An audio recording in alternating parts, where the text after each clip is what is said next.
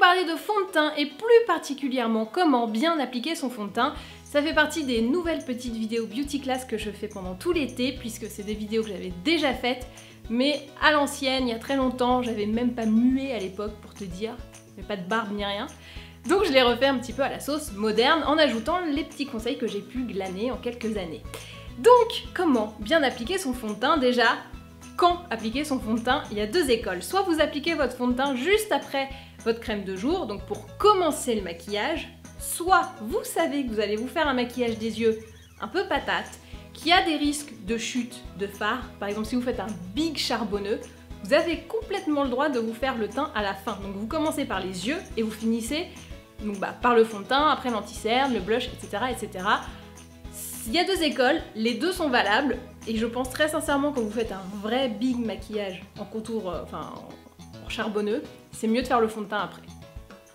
Ensuite, comment appliquer son fond de teint? Vous avez le droit d'appliquer le fond de teint avec les doigts, pas de problème si et seulement si vous allez vous laver les mains juste après, parce que sinon vous allez en foutre partout et vous allez faire des choses pas terribles sur vos murs, sur vos amis, sur votre visage et c'est pas terrible. Mais pour moi la meilleure technique c'est au pinceau, mais attention, pas n'importe lequel. Pour moi les deux meilleurs pinceaux pour appliquer son fond de teint, c'est celui-ci, donc un pinceau Kabuki, s'appelle Flat Kabuki, il vient de Sigma, et l'autre qui je pense est en fait le meilleur, c'est un pinceau NYX dont je n'ai pas le nom, mais vous voyez un peu comment il est.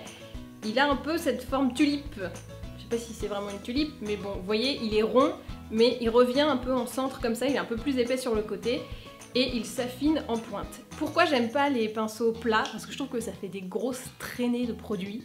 Je ne sais pas comment ça se fait que les plats laissent des traînées alors que ceux-là non. Mais voilà, je trouve que c'est pas parfait et que c'est pas assez diffus et que ça floute pas assez. Donc je préfère très largement ces deux pinceaux. Après vous prenez celui que vous préférez bien évidemment. Et pour moi c'est les meilleurs et je vais vous montrer maintenant comment je m'en sers. Je prends donc mon fond de teint. Comment j'ai choisi mon petit fond de teint? Et ben c'est très simple.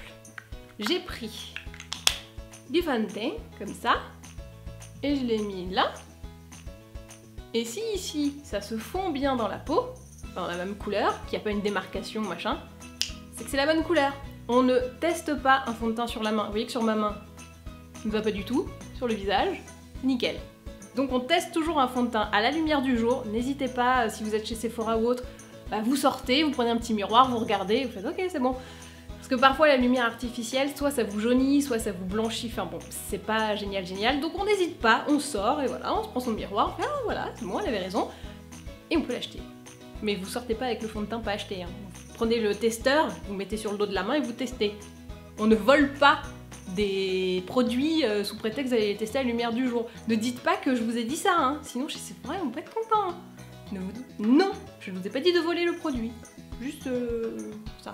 Donc une fois que j'ai bien choisi ma couleur, en ne volant pas le produit, je prends une quantité certaine que je mets sur mon pinceau et je dépose au centre, comme ça, à ma zone, et ensuite je vais l'étirer sur l'ensemble du visage.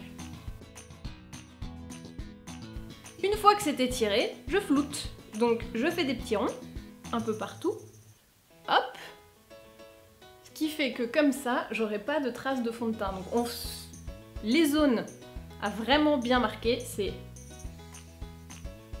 les ailes du nez, parce que dans le petit creux, il y a souvent des pâtés, et tous les contours. Donc ici, on floute bien, voilà.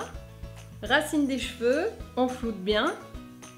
Et là, les petites oreilles. Ah là là, les oreilles. Combien d'amas de fond de teint sur le coin de l'oreille j'ai trouvé? On ne les compte plus. Tada! J'ai appliqué mon fond de teint. Tout va bien, le teint est unifié. Si vous reste encore des imperfections, genre des petits boutons qui se voient, des cernes un peu intenses, c'est pas en rajoutant du fond de teint qu'on corrige ça, c'est avec un correcteur ou un anti-cerne.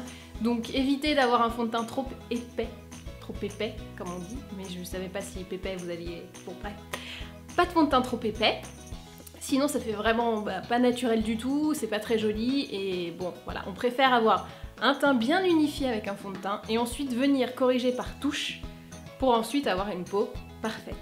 Et ben voilà, et ben maintenant, à vous de jouer.